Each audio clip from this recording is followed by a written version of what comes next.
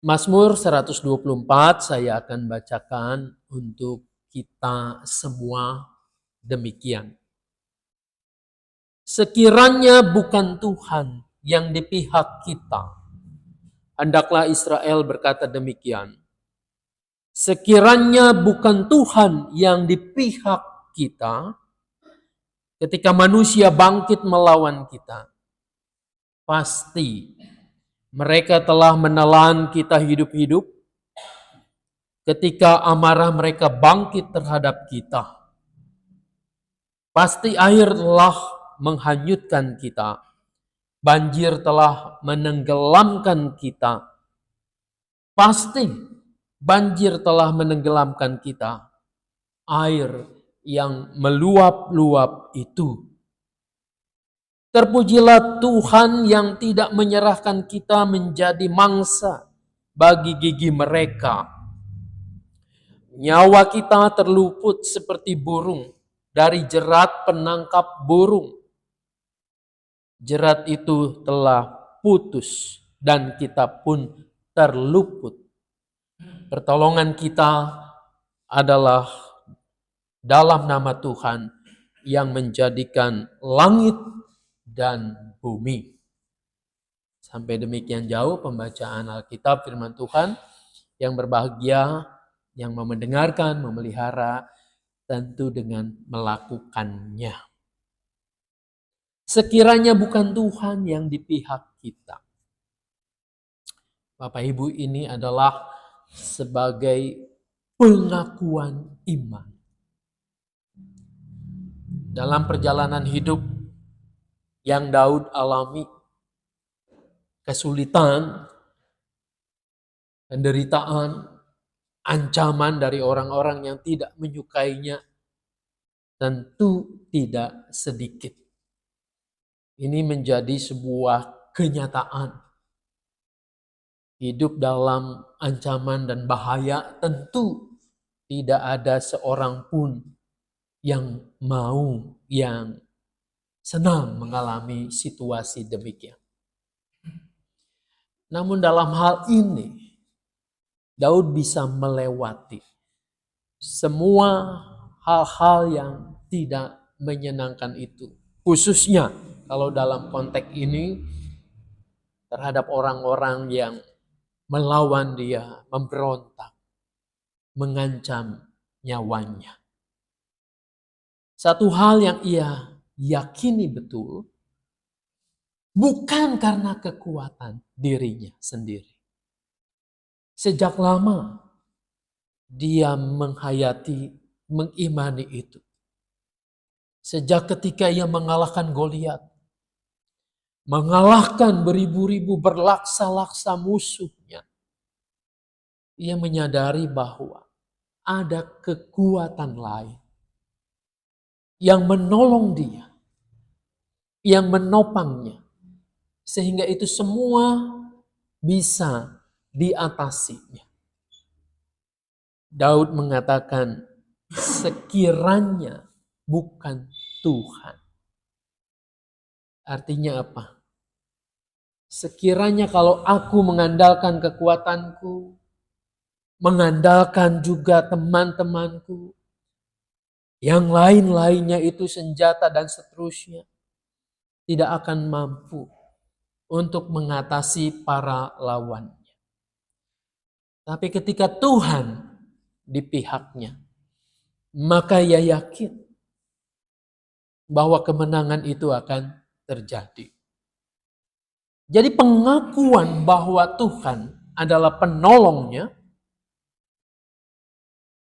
ini terwujud dalam kerendahan hatinya. Bahwa seseorang yang percaya bahwa Tuhan menolong dia tidak akan pernah untuk membanggakan dirinya, kehebatannya, kekuasaannya, kepintarannya, dan seterusnya. Tetapi ia mengatakan, Tuhan, kalau bukan Tuhan, maka aku tidak akan pada posisi seperti ini. Nah, Bapak Ibu yang dikasihi Tuhan, apakah dalam hidup kita juga sama seperti pengakuan Daud ini. Bahwa apa yang kita kerjakan, apa yang kita alami sampai hari ini, sampai detik ini, itu adalah bukan karena kekuatan dan gagahnya kita. Tetapi ada tangan yang tak terlihat, yang selalu menopang kita, yang membuat kita ada seperti hari ini kita ada. Saya mengajak kita coba untuk flashback kembali ke masa-masa yang lalu. Mungkin Anda dan saya, Tuhan izinkan mengalami pengalaman-pengalaman yang pahit, yang bisa saja menimbulkan trauma yang masih kita ingat sampai hari ini. Toh itu semua kita bisa lewati. Kita boleh berjalan bersama-sama. Kita boleh menikmati hari ini. Saya sering bercerita bagaimana ketika mengalami pergumulan berat, 15 tahun yang lalu, sakit yang tidak mudah untuk dilewati. Pada saat mengalaminya, memang kita mungkin bertanya, di mana Tuhan? Kok rasanya aku berdoa tidak ada jawabannya. Rasanya Tuhan diam. Saudara-saudara, ketika peristiwa ini berlalu, maka kita boleh merefleksikan, merenungkan kembali. Ternyata Tuhan tidak diam. Ternyata Ia mengirimkan orang-orang tertentu untuk menopang, untuk memberikan semangat, untuk memberikan pertolongan. Bukankah dalam hidup kita juga demikian? Bahwa Tuhan seringkali menghadirkan orang-orang yang tanpa kita sadari, yang tanpa kita duga bahwa itu adalah tangan Tuhan. Tangan yang tak kelihatan, yang meminjam orang lain untuk menyatakan kasih dan pertolongannya. Jadilah kita juga seperti orang-orang yang mau dipakai oleh Tuhan itu. Yang mau menjadi alatnya untuk menopang, untuk menolong sesama yang sedang dalam kesulitan. Nah, dari semua itu Daud merefleksikannya bahwa Tuhan di belakang semua. Tuhan yang menolongnya. Tuhan yang ada di pihaknya. Sehingga ia bisa melewati masa-masa yang tidak mudah. Jadi ketika ia merasakan itu dalam dirinya, dalam hidupnya, dia mau membagikannya kepada umat Israel, kepada bangsanya, maka dikatakan, hendaklah Israel berkata demikian. Tadinya iman yang hanya dimiliki oleh dirinya sendiri, sekarang ia mau mengatakan, kalau bangsaku, umat Israel ini, bisa ada sampai pada saat itu karena Tuhan yang memihak, karena Tuhan yang menolongnya. Saudara-saudara, kesaksian yang kita alami bersama dengan Tuhan, pertolongannya dalam kehidupan kita ketika masa-masa sulit, mestinya bukan hanya kita nikmati oleh diri kita sendiri. Tapi kita akan bagikan kepada teman-teman kita, kepada keluarga kita. Sehingga kita mengatakan sekiranya bukan Tuhan yang di pihak kita, hendaklah keluargaku mengatakannya juga demikian. Hendaklah teman-temanku mengatakannya demikian. Persoalannya, apakah teman-teman kita, apakah keluarga kita juga mau meyakini bahwa Tuhan adalah penolongnya. Hal itu sangat tergantung bagaimana juga cara kita menanggapi pertolongan Tuhan. Bagaimana cara kita bersyukur kepada Tuhan. Jadi hidup kita akan menjadi cerminan untuk bisa mengajak orang lain juga mengatakan bahwa Tuhan ada di pihak kita. Saudara yang dikasihi dan mengasihi Tuhan. Maka lewat pergumulan demi pergumulan bersama Tuhan yang di pihak Daud ini, akhirnya Daud mengatakan, terpujilah Tuhan yang tidak menyerahkan kita. Dia mengungkapkan pujian, ungkapan syukur. Oleh karena apa? Pertolongan Tuhan itu begitu nyata. Nah, umat yang dikasihi Tuhan, kalau kita betul-betul sungguh-sungguh merasakan pertolongan Tuhan itu, meyakini bahwa dalam setiap tahap kehidupan kita ada Tuhan yang berperan di sana, maka harusnya yang terjadi adalah ada ungkapan syukur kita. Kita memuji Tuhan, terpujilah Tuhan. Jadi memuji Tuhan, bersyukur kepadanya, ini bukan karena kita mengharapkan lagi sesuatu ini dan itu. Tetapi oleh karena sudah jelas bahwa Tuhanlah yang ada di pihak kita, yang menolong kita, yang membebaskan kita dari masalah, dari kemelut kehidupan, maka yaitu cenglinya kita harus bersyukur kepada Tuhan. Memuji Tuhan. Apakah setiap hari, setiap saat, ketika kita bangun pagi, mulut kita langsung mengatakan puji Tuhan. Tuhan masih di pihakku. Tuhan memberkatiku. Tuhan menolong aku sampai dengan detik ini.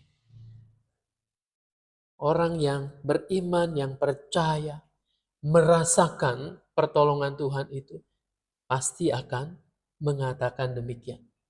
Kecuali bahwa kita tidak merasakannya. Hidup ini seperti biasa-biasa saja. Berjalan ya begitu-begitu saja. Nah saudara yang dikasihi dan mengasihi Tuhan, maka disinilah Daud selalu melakukan segala sesuatunya dengan ayat yang ditempatkan terakhir itu.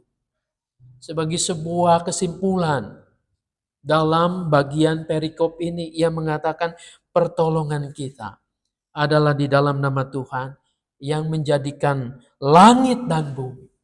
Ini kan terbiasa sekali. Kalau kita beribadah, besok kita ibadah minggu, pasti akan diawali dengan ini. Yang kita sebut dengan apa? Potum. Potum dalam ibadah. Artinya menyatakan dengan sungguh-sungguh, dengan iman, bahwa pertolongan kita adalah dari Tuhan yang menjadikan langit dan bumi. Cobalah Bapak Ibu yang dikasihi Tuhan, saat ini saya mengajak kita membiasakan kalau melakukan apapun dengan potum ini. Bukan hanya di gereja.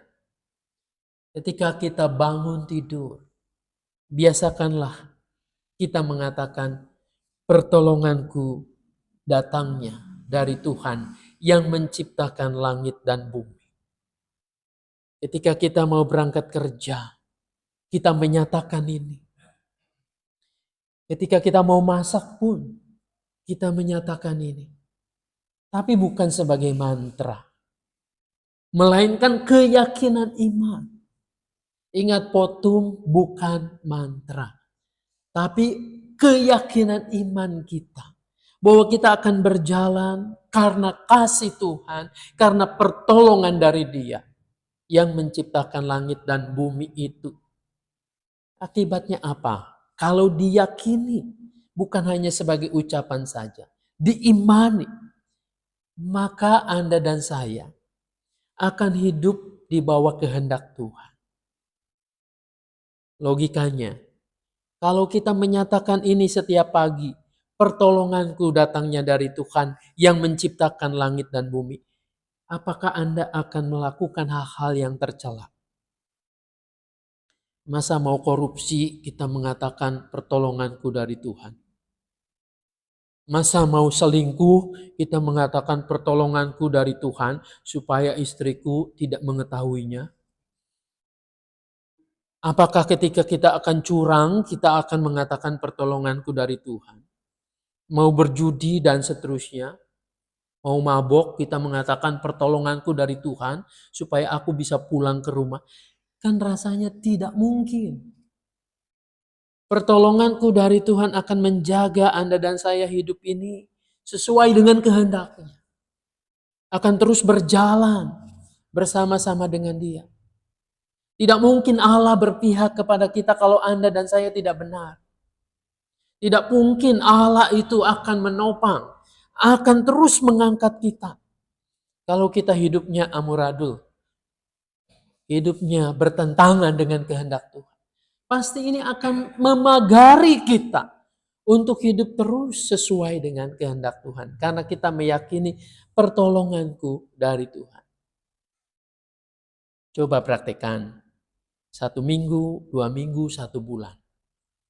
Setiap pagi ketika kita bangun, doanya jangan panjang-panjang dulu. Ini saja. Pertolonganku dalam nama Tuhan. Yang menjadikan langit dan bumi. Kita akan rasakan nanti. Bagaimana setelah kita mengalami kehidupan yang demikian di dalam Tuhan. Pasti akan berbeda dari hal-hal yang sebelumnya. Tuhan menolong, memberkati kita. Amin. Mari kita berdoa. Bapa di dalam surga benar, apa yang dialami oleh Daud dan kemudian direfleksikan, direnungkan, dan dibagikan kepada bangsanya, juga termasuk kepada setiap kami. Biarlah pertolongan dari Tuhan itu nyata dalam kehidupan kami. Dan kami mau ditolong oleh Tuhan, yaitu dengan cara hidup benar di hadapan-Mu. Tuhan yang menjagai setiap kami. Dalam nama Tuhan Yesus kami berdoa. Amin.